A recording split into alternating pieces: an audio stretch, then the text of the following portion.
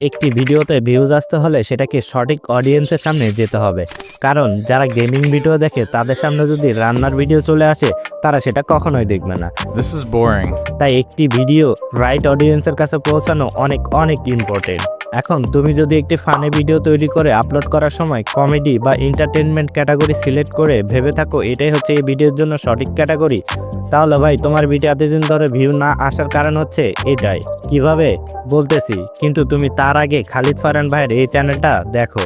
এই চ্যানেলটা দেখে যে কেউ বলে দিতে পারবে যে এটি একটি এডুকেশনাল ক্যাটাগরির চ্যানেল, কারণ সে মানুষকে অনলাইনে ফ্রিল্যান্সিং কি এবং ফ্রিল্যান্সিং থেকে কিভাবে ইনকাম করতে হয় সেটা শেখায়। কিন্তু যখন তার চ্যানেলের ক্যাটাগরি খুঁজে বের করলাম তখন দেখলাম যে সে তার ভিডিওর ক্যাটাগরি এন্টারটেনমেন্ট দিয়ে রেখেছে, কিন্তু তার ভিডিওগুলো তো এন্টারটেনমেন্ট ক্যাটাগরি আশেপাশেও পড়ে না।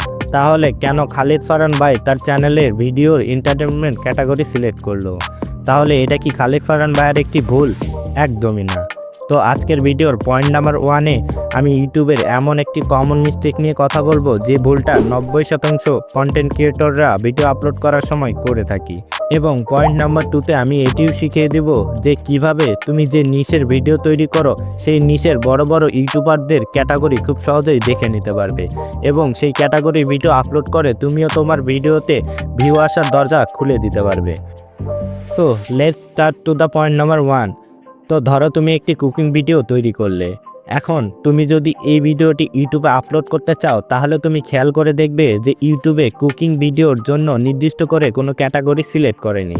এক্ষেত্রে তোমাদের মধ্যে বেশিরভাগ ক্রিয়েটররাই সবথেকে বড় যে ভুলটা করে থাকে আর সেটা হলো তারা কোনো কিছু না বুঝে নিজের মন মতো একটি ক্যাটাগরি সিলেক্ট করে দেয়, যার কারণে ইউটিউবে অ্যালগোরিদম তোমাদের ভিডিওর জন্য সঠিক অডিয়েন্স খুঁজে না পেয়ে উল্টোপাল্টা অডিয়েন্সের সামনে তোমার ভিডিও ইমপ্রেশন দিয়ে ফেলে, যার ফলে তোমার ভিডিওর সিটিআর এবং অডিয়েন্স রিটেনশন খুব খারাপ আসে আর তোমার ভিডিওর ইমপ্রেশন ডেড হয়ে যায়। তাই তোমাকে এক্ষেত্রে একটু বুদ্ধি খাটিয়ে বুঝে নিতে হবে যে তোমার বিষয়ের বড় বড় চ্যানেলগুলো কোন ক্যাটাগরি সিলেক্ট করে নিজের ভিডিও আপলোড করছেন। সেটি হচ্ছে আজকের ভিডিওর পয়েন্ট নাম্বার 2। ওকে, তো বড় বড় ইউটিউবারদের ভিডিও ও চ্যানেল ক্যাটাগরি কিভাবে দেখতে হয় সেটা জানার আগে তোমাদের জানতে হবে যেখানে খালিদ ফারহান ভাইয়ের চ্যানেল এডুকেশন টাইপ হওয়ার পরেও কেন তার ভিডিওর জন্য এন্টারটেনমেন্ট ক্যাটাগরি সিলেক্ট করেছে। এটার কারণ হলো খালিদ ফারহান ভাই যেসব অডিয়েন্স টার্গেট করে ভিডিও তৈরি করে তাদের মধ্যে অধিকাংশই হচ্ছে ইয়াং এইজের পোলাপান, যারা মূলত ইন্টারনেট থেকে আয় করা শর্টকাট ওয়ে খুঁজতে থাকে। এখন ইয়াং এইজের যারা তারা এডুকেশনাল ভিডিওকে বোরিং মনে করে, কারণ তারা এডুকেশনাল ক্যাটাগরি ভিডিও খুব প্রয়োজন না হলে দেখে না।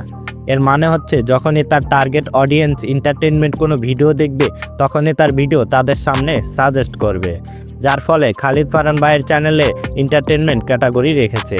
এখন আমি তোমাদেরকে দেখিয়ে দিচ্ছি যে কিভাবে তোমরা যে কোনো ইউটিউব চ্যানেলের ভিডিও ক্যাটাগরি এবং সেই ভিডিওতে কী ট্যাগ ব্যবহার করেছে, তার ভিডিও কোন দেশ থেকে আপলোড করেছে, এসব কিছু দেখতে পাবে। তো এটার জন্য সর্বপ্রথম তোমাদের গুগল প্লে স্টোর থেকে ওয়াইট্যাগ প্রো এই অ্যাপটি ইনস্টল করে নিতে হবে। এখন যে বিষয়ের উপর ভিডিও তৈরি করো সেই বিষয়ের যে কোনো একটি ভিডিও লিঙ্ক কপি করে নেবে।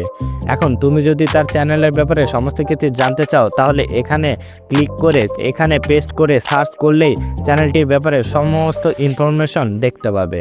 তো এখন তুমি বুঝে গেলে যে কিভাবে সঠিক অডিয়েন্সের কাছে তোমার ভিডিও পৌঁছাতে হবে। কিন্তু তুমি যদি তোমার কন্টেন্টে 100% ভ্যালু অ্যাড না করতে পারো তাহলে তোমার ভিডিও যত মানুষের কাছেই যাক না কেন সেটাতে ভিউজ তো আসবে কিন্তু তার পরিমাণ হবে 50 বা 100। কিন্তু একটা ভিডিওকে কিভাবে জিরো থেকে হিরো বানাতে হয় সেটা জানতে হলে আমার পরবর্তী ভিডিওর জন্য ওয়েট করতে হবে।